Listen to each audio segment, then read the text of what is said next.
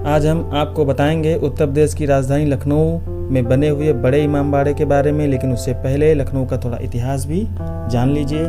इस प्रांत को अवध प्रांत कहते थे। इसका इतिहास अनादिकाल से चला आ रहा है। यहाँ के राजा अयोध्या में जन्मे मर्यादा पुरुषोत्तम भगवान श्री राम जी थे, जिनके छोटे भाई श्री लक्ष्मण जी ने इस लखनऊ शहर को बसाया था, जिसका पूर्व में नाम लक्ष्मणपुरी था। बाद में इसे लखनऊ कर दिया गया। चलिए अब जल्दी से नवाबों द्वारा बनाए गए इमामबाड़े की ओर चलते हैं। उससे पहले आप लोगों को एक बात बता दूं कि वीडियो को शूट करने से लेकर के आप लोगों तक पहुंचाने में काफ़ी मेहनत करनी पड़ती है। इसलिए आपसे गुजारिश है कि मेरे चैनल को ज़्यादा से ज़्यादा संख्या में सब्सक्राइब करके अपना प्यार भरा सहयोग दें, जिससे मैं भी ऐसी ही जानकारी के साथ वीडियो आप तक पहुंचाता रहूं। आप सामने जो गेटवे देख रहे होंगे, यह इमामबाड़े का पहला प्रवेश द्वार है।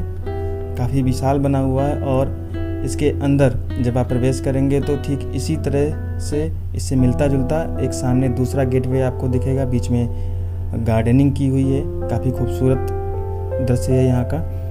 और इस दूसरे गेटवे से जब आप अंदर बढ़ेंगे तो देखेंगे कि इमामबाड़े का जो मुख्य प्रांगण है वो आपको सामने दिखेगा, जिसमें ठीक सामने जो भवन दिख रहा है वह इमामबाड़े का मुख्य भवन है, जिसके ऊपर यहाँ की प्रसिद्ध भूल भुलैया बनी हुई है।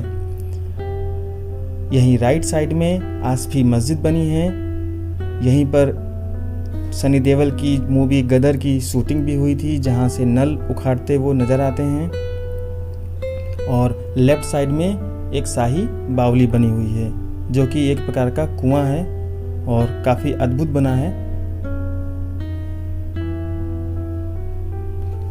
यहाँ के कुछ भाग जैसे भूल भुलैया, शाही बावली और कुछ अन्य चीज़ें भी हैं, जिनको हम अगले भाग में कवर करेंगे क्योंकि वीडियो बहुत लंबी हो जाएगी।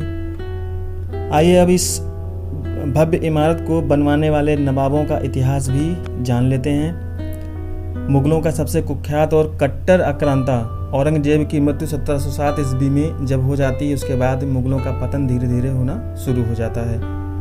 उनके अधीन में जो प्रांत हुआ करते थे, वहाँ पे एक वजीर को नियुक्त किया जाता था, जिसको जागीरदार भी कहते थे और नाजिम भी कहा जाता था।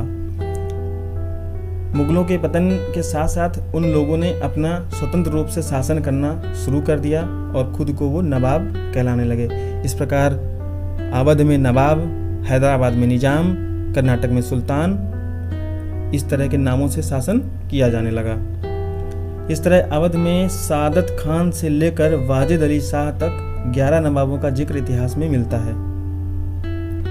1784 ईस्वी में अवध के चौथे नवाब आसिफुद्दौला ने अपनी राजधानी जब फैजाबाद से लखनऊ स्थानांतरित की, उस समय यहाँ पर केवल मच्छी भवन हुआ करता था, जहाँ पर इस समय किंग जॉर्ज मेडिकल यूनिवर्सिटी मतलब लखनऊ जो मेडिकल कॉलेज है उसका परिसर आज वहाँ पे बना हुआ है। उसी समय उन्होंने इराक में स्थित करबला के रेप्लिका के रूप में इस बड़े इमामबाड़े का निर्माण कराया, जिससे शिया समुदाय के लोग यहाँ इजारत कर सकें और धार्मिक शिक्षा भी प्राप्त कर सकें। इसके पीछे एक और कहानी बताई जाती है, उसे भी आप सुन लीजिए। कहा जाता है कि उस समय अकाल पड़ा था, लोग भूखमरी का शिकार हो रहे थे, तो नवाब आसिफुद्दौला ने इस इमामबाड़े को बनवाने की सोची और इसे दिन में बनाया जाता था, रात में तोड़वाया जाता था, जिससे अधिक से अधिक लोगों को एक लंबे समय तक रोजगार सुनिश्चित किया जा सके। इस प्रकार यह कार्य लगभग 12 साल तक चला। अब यहाँ आप लोगों को सोचना है कि ऐसा मूर्खतापूर्ण कार्य करके पैसे बर्बाद करने से अच्छा होता कि उन मजदूरों से खेती करवा करके अनाज पैदा कराते, वहीं पास में सदियों से बहती आ रही गोमती नदी से नहरें निकलवा करके सिंचाई व्यवस्था पर ध्यान देते, तो अकाल समय से पूर्व ही समाप्त हो जाता। आप इतिहास के पन्नों में झांक कर देखेंगे तो ऐसा वाक्य आपको कहीं सुनने को नहीं मिलेगा कि अकाल और दुर्भिक्ष जैसी मुसीबतों से को दूर करने के लिए किसी राजा ने महल का निर्माण कराया हो। चलिए आगे बढ़ते हैं। अकाल जब समाप्त हुआ तो उसकी खुशी में नवाब ने एक शानदार और विशाल रूमी दरवाजे का निर्माण कराया, जिसे आप चित्र में देख सकते हैं। काफ़ी यह विशाल है और यह जो अरबी फारसी और उसकी जो मुग़ल शैली है उसके आधार पर यह बना हुआ है।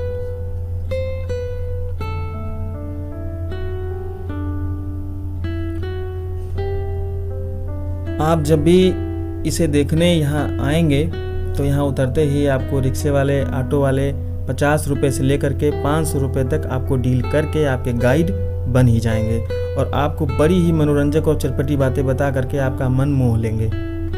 इमामबाड़े का मुख्य हाल में कोई पिलर नहीं है, जो कि एक अचरज वाली बात है, और यहाँ के गाइड उसी हॉल की छत में बनी हुई कुछ साधारण सी डिज़ाइन दिखा करके बताएंगे कि ये प्लेट और तस्तरी की डिज़ाइन है, जिसे बादशाह ने उन बर्तनों से खुश होकर के बनवाया था जिनमें जहर युक्त खाना परोसने से वे अपना रंग बदल लिया करते थे।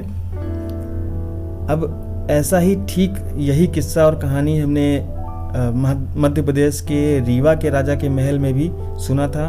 वहाँ भी कुछ बर्तन रखे हुए थे और उनके बारे में भी वही चीज़ बताई जा रही थी। तो चलिए ये सब मैं आप पर छोड़ देता हूँ कि जब आप यहाँ आएँ तो कुछ ऐसे ही मज़ेदार किस्से आपके लिए भी तो होने चाहिए, है ना। तो चलिए अब हम आगे बढ़ते हैं।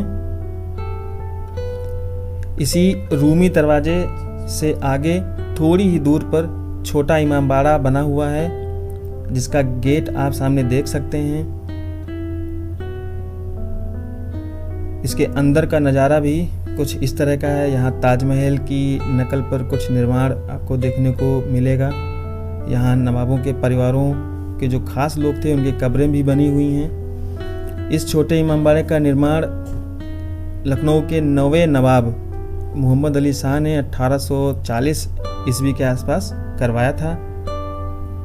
मोहम्मद साहब के जो 2 नाती थे, इमाम हसन और इमाम हुसैन, उनके याद में ही ये बड़ा इमामबाड़ा बड़े वाले की याद में और छोटा इमामबाड़ा छोटे नाती के याद में बनवाया गया था।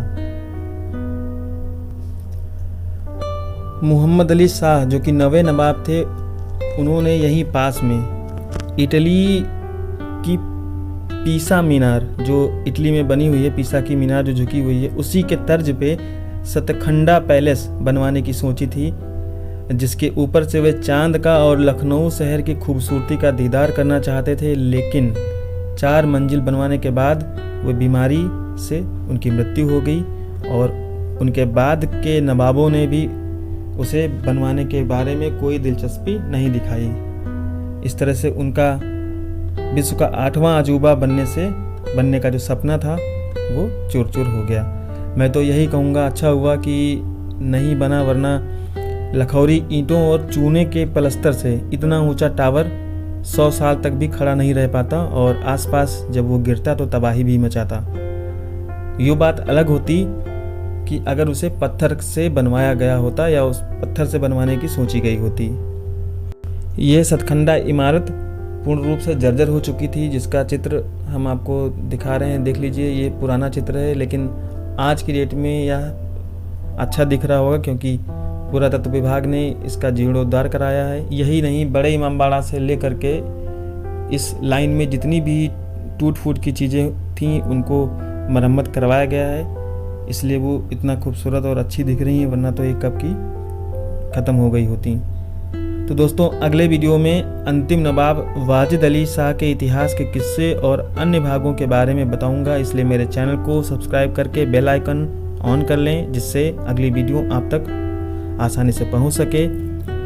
आशा करता हूं कि वीडियो आप लोगों को अच्छा लगा होगा, तो कमेंट करके हमें ज़रूर बताएं और वीडियो को लाइक करके शेयर करें। मैं श्याम मोहन मिलता हूं आप लोगों से इसके अगले भाग में, तब तक के लिए नमस्कार।